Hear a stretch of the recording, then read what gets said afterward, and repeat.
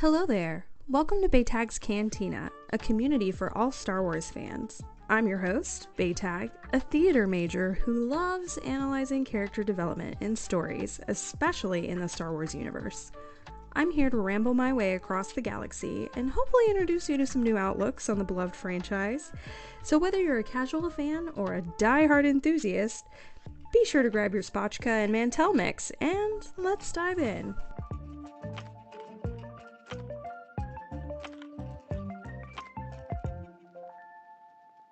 Hello, everyone. Today I am here with a super special guest, the man who just so happened to introduce me to Star Wars, my father. Yay! Yay!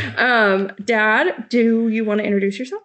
My name is Dad. I'm Bailey's dad. I'm in my mid-50s, and Star Wars has always been a part of my life. Yes, he's actually wearing, you can't see it, but he's wearing this Ahsoka Tano shirt with a Lothwolf on it from her universe. My dad loves the Lothwolf, so. So today's episode, I'm going to be interviewing my dad. We're going to be talking about Star Wars and the Generations and why people felt the need to pass on Star Wars to their kids. And my dad, like I said, he's passed on Star Wars to me. But also, another family member is my uncle, my dad's brother.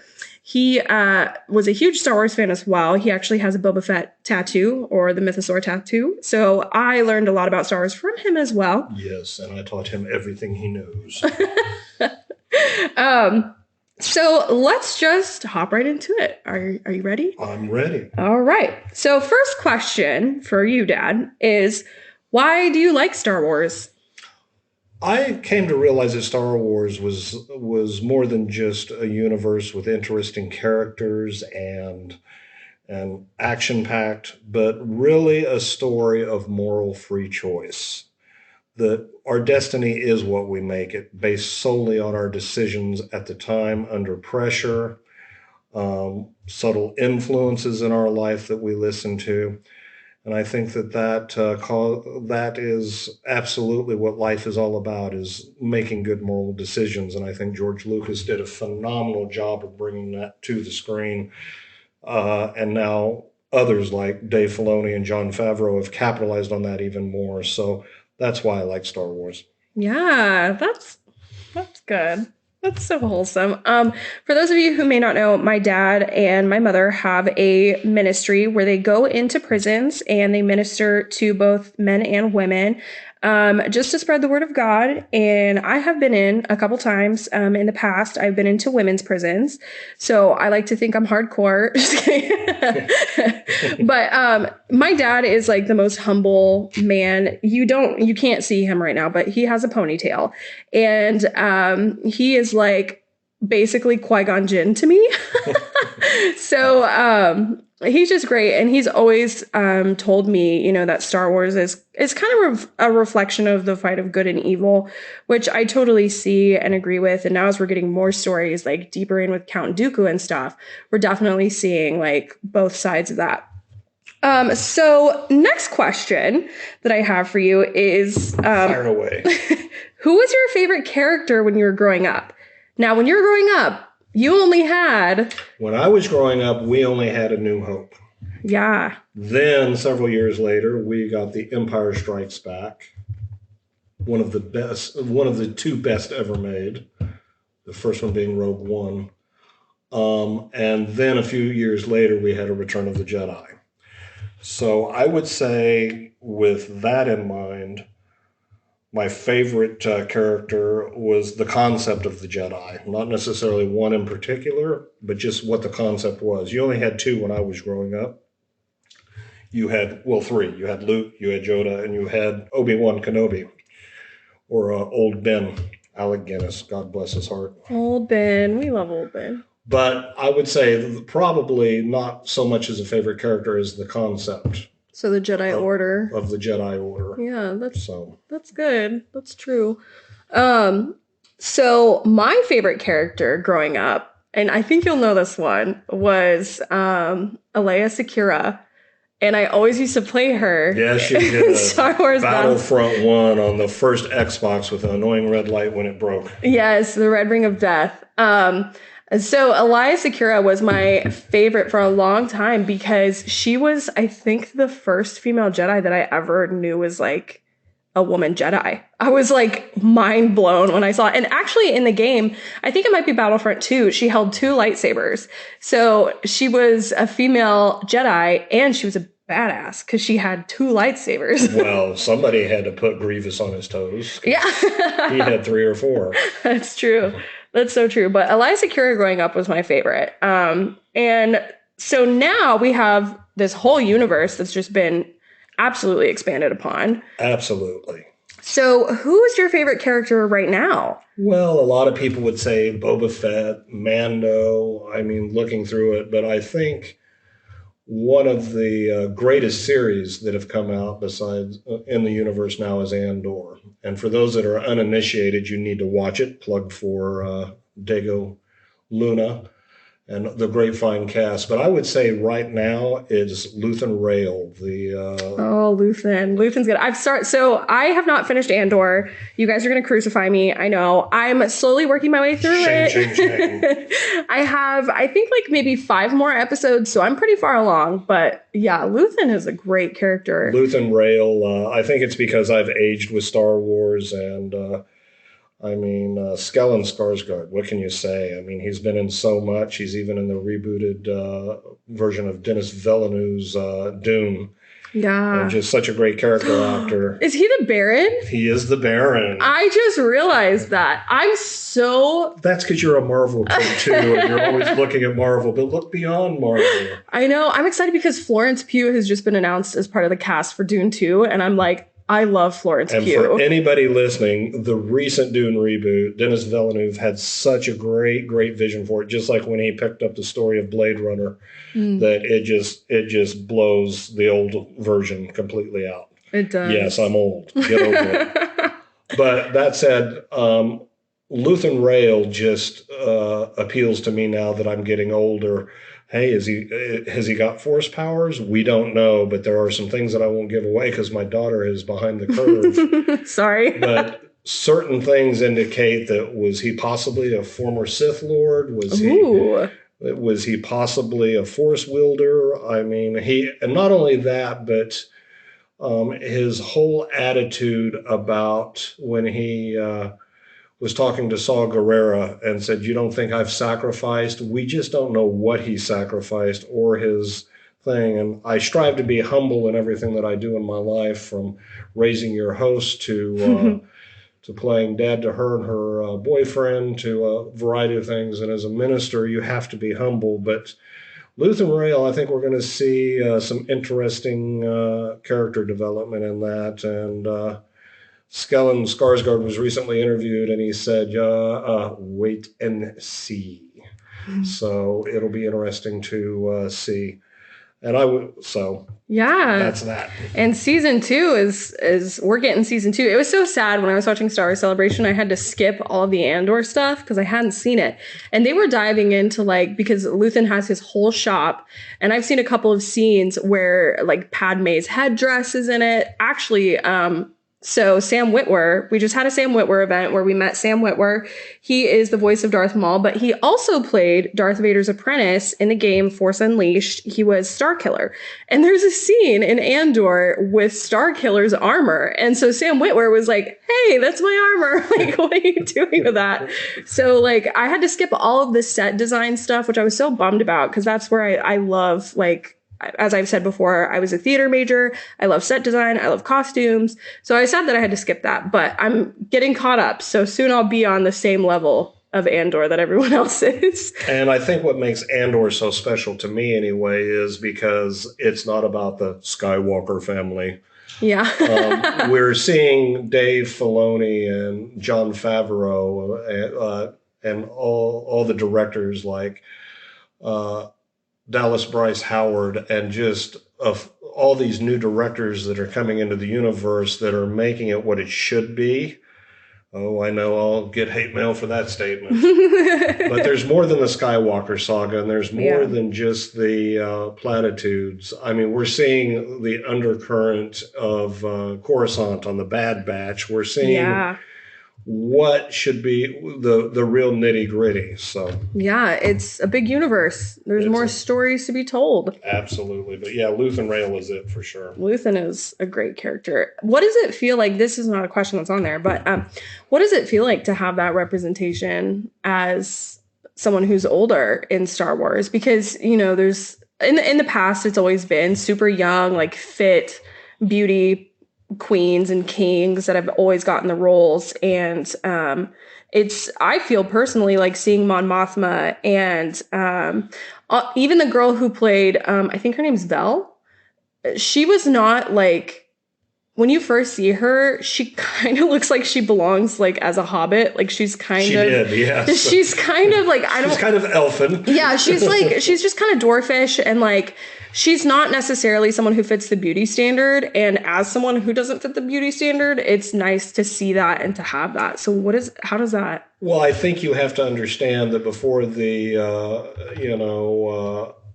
pretty people like Han, Luke, Leia, and Lando Calrissian, and even as depicted in Solo, it's nice to see that representation because we have to remember, and I know when Star Wars was first created, it was all about merchandising. Hey, look, Kenner Toys isn't around, but I had every one of them. And it was an unbefore seen anything, and then everybody tried to copy. There was even rumors that Frank Herbert's descendants have said that even George Lucas stole some things from Tatooine and spice from spice trade from Dune. Yeah. But anyway, so you had to make it this hero story with pretty people.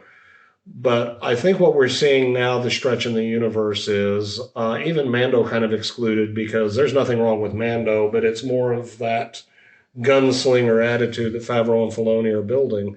But to answer the question, we have to remember that this is an internal moral story of moral choice and the old-fashioned fight between good and evil. So you need gritty older characters like Saw Gerrera. The first time I saw Forrest Whitaker as Saw Gerrera, Bailey was sitting next to me, and we both were like, "Ooh!" Yeah. He's still my beating heart. Yeah, he's a good. And so you see Luthen Rail, you see Mon Mothma, you see some of these... Cobb Vanth even. Cobb Vanth was old. Yeah, Cobb Vanth. And you see these people with, crow's feet in the eyes, the wrinkles of the skin, but it adds credence to the fact of how ruthless the Empire really was. And that's why I enjoy Andor so much, because you're seeing the old guard.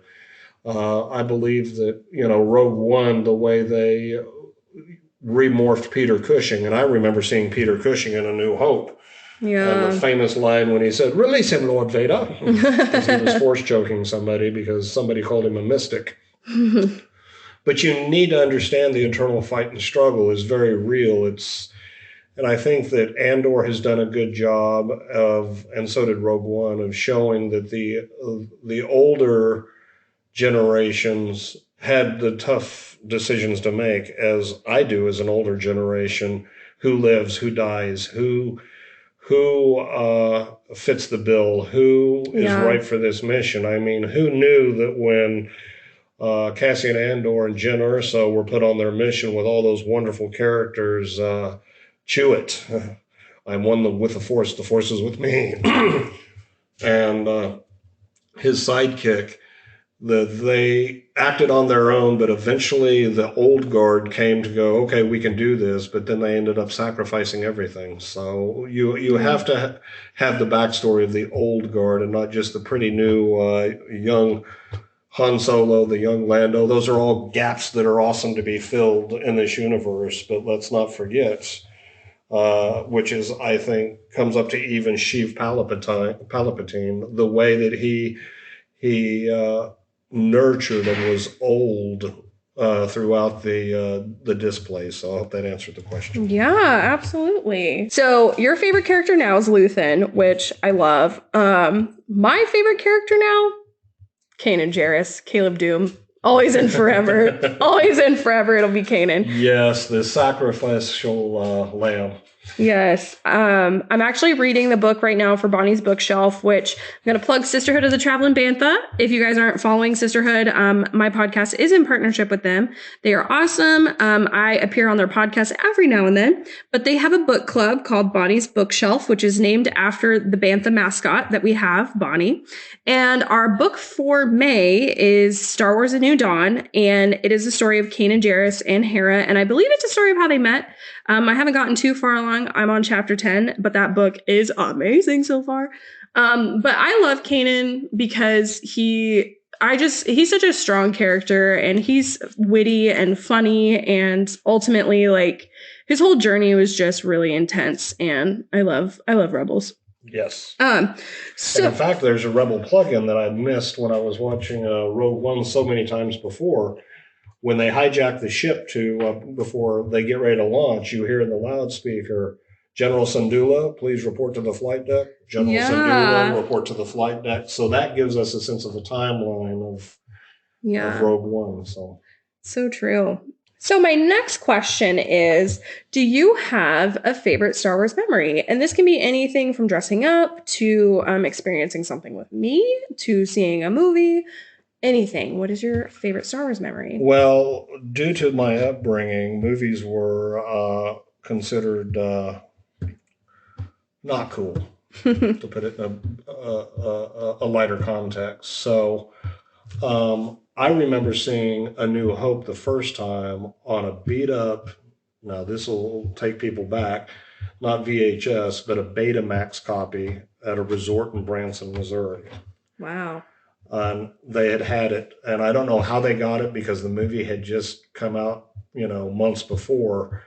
And I begged and pleaded with my dad to let me see that, and he remained steadfast no, but my mom talked him into it. And that's the first time I saw A New Hope. And then when my mom came in after my dad left for, he had to be back early, she watched it. And when we got back to home in Kansas City, we both went to the theater and saw it for the first time ever on the big screen.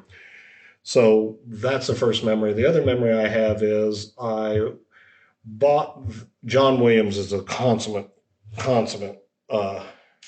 conductor. And without his music, you wouldn't have the universe. Yeah. End of story. Same with Jaws. Jaws, I mean, he's done everything. Yeah. And the same thing with James Earl Jones, who's the voice of our awesome protagonist, always fighting with himself, Anakin Darth Vader. But I got the first record of Star Wars, the big old vinyl one. Whoa. And then The Empire Strikes Back. My mom always let me buy the soundtracks, and I used to just listen to those and do my own voices and create my own tapes and my own stories out of that music. So that's okay. Do you remember when we moved? So we used to live in Colorado, and then my dad got a job transfer, and we ended up in a small little apartment for a short period of time. And I didn't have any of my toys really because everything was in storage, but I did have my pink boombox CD player. Yep. And do you remember this? I had I think it might have been either A New Hope or Return of the Jedi on CD, and it had the Fox 20th Century intro. Yep. And I made these little shadow puppet paper things. Yeah, I remember that. Because I was probably 10, and I was sharing a bedroom with my mom and dad. It was a 1-bedroom apartment, super small, super cheap. And this was during the housing market crash, by the way. So that was fun. But I had cut out these little paper shadow figures, and I did a little matinee for mom and dad on the ceiling. I had a flashlight, and I was putting on a show. I just remember that not too long ago. I was thinking about that the other day. But that's funny. She has always been, yes. My favorite Star Wars memory. I'm trying to think of a memory with you. I really think my favorite, and I think I told this on Sisterhood of the Traveling Bantha, is the very first Star Wars movie, official Star Wars movie that I saw, a part of the Skywalker saga, Revenge of the Sith. Was Revenge of the Sith, and my dad took me, which I also have some qualms with you. Why were you letting me play Battlefront at 6 years old? Because that was also so that movie came out, I want to say that movie came out in 2004. Ooh, I'm going to get that wrong, and everybody's going to judge me for it. Hold on. Let me make sure. Fact checking herself. Fact checking, because I don't want Please to sound like an support this, idiot. because nobody fact checks themselves anymore. Oh, it was 2005. Okay. So that came out in 2005. I was born in 98. So that would have made me 7 years old. And you were like, yeah, we'll take her to Revenge of the Sith. And I remember we got really good seats. We were like pretty close up to the screen. And I was like so enthralled with the movie. I remember just being like so locked in, forgot I was even in the movie theater. And it comes to the fight scene between Obi-Wan and Anakin, like the big fight duel. I had the high ground, Anakin. Yes, it comes to that scene and Anakin gets cut down. And I remember you taking off your baseball cap to cover my face. Yes. Because you thought I was going to be scared. No, I don't think you were going to be scared, but every parent knows that, you got to be careful even at 7. But I didn't know it was going to be that graphic. So it was more or less not that I think she was going to be scared, but kind of like, oh, ooh, what? I don't want my daughter to have nightmares. But I just remember, I remember looking at you and going, Dad, you're so silly. Because I was like, I'm not scared. And I took the hat down.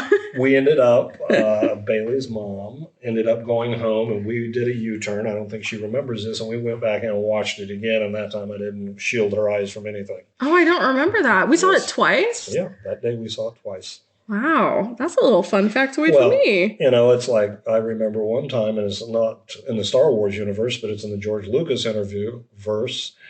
My father was in retail with Sears, and I think I was about 12 or 13 and went to work with him on a Saturday, and he gave me my monthly allowance, and he said, okay, it's going to be 8 hours. See you when you get done. And went to the mall theater, and I saw Raiders of the Lost Ark back to back 6 times to fill my day. But back then, that movie was only to get in, I think I had $20. And to get in, it was like $1.25. So that's crazy. Oh my gosh. I think we saw Rogue One a couple times. Mm-hmm. I think we saw that a couple times. I know we saw Rise of Skywalker. But to answer your question about playing Battlefront. Wait. I haven't gotten there yet. Hold on. You just asked me. Hold on. Let me ask that question because I have a question that ties into that. So the question is, why on God's green earth did you introduce me to Xbox and Battlefront when I was 6 years old? Because I did the math. Okay, the very first Battlefront game, I want to say it came out in 2004. And then the next one after that, I think came out in 2005. So that would have put me 6 years old playing Battlefront. Well, there was no really rhyme or reason to it, but growing up in my generation, you either had Intellivision or you had Atari, and I had neither. And we won't go into the whys and the wherefores, but I was like, what can I do to connect with my daughter? Well, I can bring her into the Star Wars universe, one and foremost. And I played that game, whether you realize it or not, a lot with your mom watching to make sure she had her approval and it wasn't gory.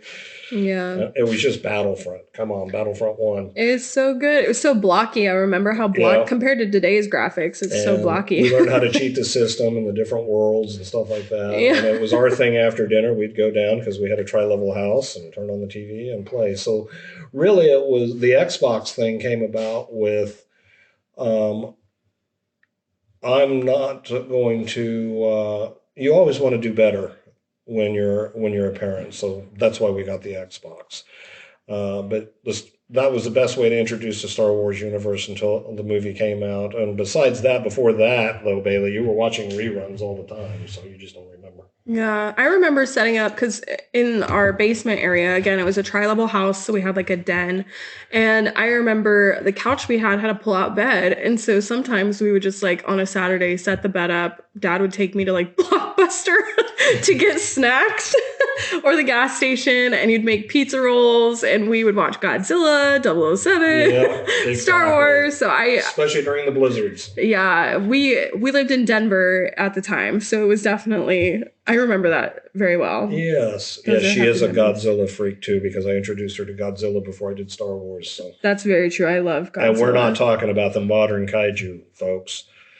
We're talking about old Toho original. She had to start with the 1959 classic with Raymond Burr. So as you can tell, my parents raised me well. Yes. And no, gentlemen, you can't flood her with dating requests because she's already locked up. Shout out to my boyfriend Josh, Yes. who is also a Star Wars fan. I love Not only a Battlefront. Star Wars fan, but let's thank him for his service. He's a proud United States Marine. So. He is. He's a wonderful boy. All right. So my next question is, if we went to Star Wars Celebration together and we cosplayed together, who should we dress up as? Wow. Who do you think we should dress up as? So many choices, but because we're father and daughter, and you're my little Stardust, Oh, it would have to be Galen and Jyn Erso. Galen and Jyn. That's so sweet. And not the Galen and Jyn that were on the platform when he gave the ultimate sacrifice. We're talking about the Galen and Jyn right at the beginning of the movie. Yeah, little Jyn, little Stardust. Oh, that's sweet. I was thinking on the way here, I was like, it would be kind of fun, even though they're not necessarily like father and daughter, but to do, I could do Ahsoka and you could be Plo Koon. Yeah. Or even Hunter and Omega, because you did make that reference the other day. That's true. I did make the little reference. She was stressed out about something, and I said, Hunter's got it. Don't stress out, Omega. Yeah, Hunter and Omega would be good. Hunter and Omega would be fun. But I love Galen and Jyn. I think, so if we go to Star Wars Celebration in Japan, 2025, guys, I think we should do Galen and Jyn. And I would probably wear the uniform that he had on the platform because we fit kind of that age. Mm-hmm. But, I mean, there are so many different ones to choose from. Yeah. Or Luthen Rail and Mon Mothma. Yeah. Your mom could be Mon Mothma. Yeah, mom could be Mon Mothma. Ooh, Luthen and Mon Mothma? Ooh, that's kind of a questionable duo. Have I missed something? You've got 5 episodes, enough said. But that's anyway. fun. I love that. I think that would be great. I think Galen and Jyn. Speaking of the universe, when are we going to actually see the Bothan spies as they should be? I literally, so when this episode comes out, it's going to be past time, but we just saw Return of the Jedi in theaters last night, and Mon Mothma gives her whole speech about many Bothan spies died for these plans, and I was like, oh, when are we going to get to see the story of the Bothan spies? Because that is something that is like, that's a big quote that everybody's always been like, giant question mark. So I wonder if we'll get that filled in with any of the new shows that are coming. It would be interesting. So we have Skeleton Crew that's coming out, and that's Kathleen Kennedy has said it's going to be like Stranger Things meets the Goonies, and I'm personally hoping that will have like more of the Star Wars pirates. So we'll see like Hondo Ohnaka and maybe Lettuce Spaceman from Mando. Yeah, Simon the Seaweed Filmster. Yes. I think Sid and Marty Krofft are now the puppeteers, not Frank Oz. Maybe we'll see something in Skeleton Crew. I don't know. I'm so excited. Well, no, not Skeleton Crew, because that's 5 years after the Battle of Yavin. So I don't know. When are we going to... Dave, John, when are we going to get the information about the Bothan spies? Yeah, because they look like lions with horse ears. Give it to us. We want the info. We want the Bothans. Give us the download. Because many Bothans died giving us this information. Okay, here's my next question. This is a good one. Do you remember what it was like to find out that Luke was Darth Vader's son? That's what it was like. Yeah, it was like, what?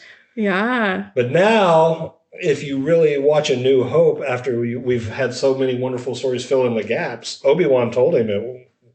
Yeah. Way before Empire even made it concrete evidence. Yeah, that's so funny that you say that, because last night at Return of the Jedi, there's a moment where Luke like confronts Obi-Wan and he's like, it's Obi-Wan's ghost. And he's like, why didn't you tell me that you knew my father? And Obi-Wan literally sits there and gaslights Luke. It was so funny. I looked at Josh and I was like, oh my God, Obi-Wan is so salty, because he says something like, oh, the truth is based on perception. And I was like, oh, that's convenient for you.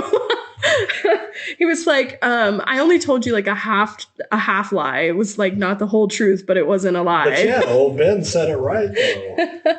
I did tell you that Darth Vader did kill your father in a metaphysical... Yes, that's what he says. And I'm like, that's literally like, Obi-Wan, you're gaslighting. It was really funny. How dare you question the man that guarded you for so many years? So, do you remember the feeling then when Luke and Leia are revealed as brother and sister? I kind of was like Carrie Fisher. Oh, God bless Carrie Fisher. We miss her so much. She gets her star. She her gets her Hollywood star on May the 4th. Look, guys, I remember I listened to her dad's records, Eddie Fisher. So, wow, you know, you are old. I'm just kidding. I am old. But, and of course, Debbie Reynolds. Yeah. But to the question, I kind of had the reaction that she had in Return of the Jedi. Somehow I kind of always knew. Yeah. I feel like, because I remember watching it and like, I remember being in denial in Empire Strikes Back when Vader's like, Luke, I'm your father. And I was like, no, there's no way. Like, he's so evil. And Luke is like so nice. Like, it can't be his father. And then in Return of the Jedi, I was Harrison Ford. Father. Yeah. I was Harrison Ford in that moment when like Luke and Leia are revealed as brother and sister. I was like, wait, they kissed. Like, ew. I was like, wait a second. Like Harrison Ford, it's so funny when Leia tells Han Solo that she's like, no, I don't love him in that way. He's my brother. And Han Solo's face is like, relief and then immediate confusion. And you can just tell he's like thinking about the time that they kissed. He's like, what? And that was like my reaction 100%. I was like, what? That's your Chewie laugh. That's good. Laugh it up, fuzzball. So I think to wrap up, because I think we've kind of gone through all the questions that I have. What do you think makes a good Star Wars story? As much as I love the universe when it was first presented to us, I think what has to make a good Star Wars story, and we're starting to see that in a non-campy, cheesy kind of aspect, and there's a lot of people to thank for that. Let's just pray that Kathleen Kennedy gets to be CEO of all of Disney and leaves John and David alone.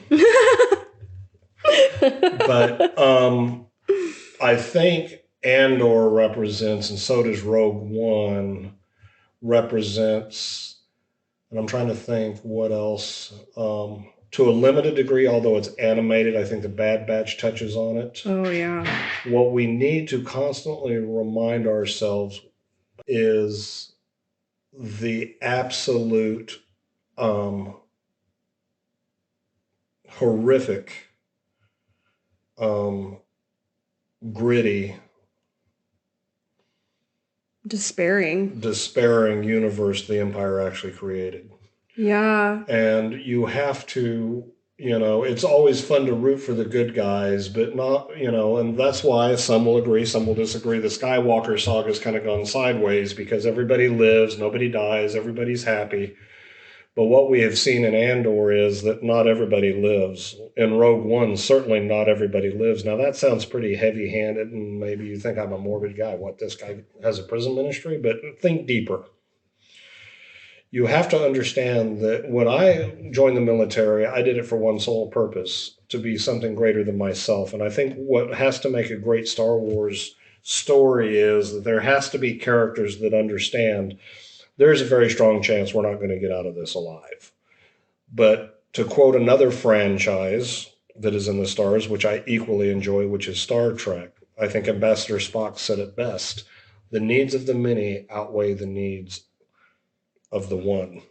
Yeah. And I think what we need to see to continue this is we're going to have the campy, we're going to have the cheesy, we're going to have all the legacy stuff filled in, and I think Thrawn is coming. Thrawn is coming. Yeah, I think we'll also see, what's the little Jedi that's out there with the Purgles right now? Ezra Bridger. I think we're going to see a lot of that. Yeah, Ahsoka's probably going to be really heavy. Yeah, I think Ahsoka will be heavy to a degree and ushering in the trilogy of The Rise of the Empire. But you'll have the campy, you'll have the animation and stuff like that. But I think really some of the directors for The Mandalorian have touched on this. But I really think if you want to look for me for future Star Wars series, I want to see the Rogue One kind of tagline. I want to see more of the Andor type stories develop, because it's important to showcase that, as we know in this world, evil is real. Yeah. And we can't always have a feel-good story at the end. That decisions are made in the split second of who lives and who dies. I'm not trying to be political at all, but we live in a day and age where if there's a active shooter near my family, then I've got a job to do. And I think we need to realize that these people were laying down their lives in some of these stories because it wasn't a campy, wrinkled up old Palpatine shooting force lightning out of his hands and that sort of thing, but that he was the incarnation of an evil that we've seen in history. Yeah. You know, we see him channeled through Hitler. We see him just channeled through Mussolini. We see him channeled in other ways. So I think what makes a good Star Wars story is not, you know, and the campy stuff is fun, and you know, Chewbacca. We love Lizzo and Jack Black. Yeah, we love Lizzo and Jack Black. We even love Jar Jar. Let's give some Jar Jar Yes, some Jar love. Jar is amazing. I mean, let's face it though, they kind of redeemed him when he played that Jedi. Ahmed Best. Yeah.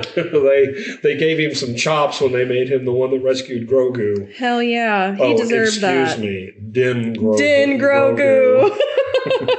But I think we I have to completely agree. also have the stories, and I think that's what appeals to me about, I mean, the very first Star Wars story that I thought was the best, and my daughter got me a very nondescript t-shirt for it, was Rogue One. Because that was showing typically that, you know what, and it was sad because, you know, the good guys, they didn't make it. Yeah. And that's not because I want to see death and destruction of the good guys, but I want to see the sacrifice. Well, it's a reflection of real life, and absolutely people latch on to that, and it's so true. So we just read the book Jedi Battle Scars for Bonnie's Bookshelf.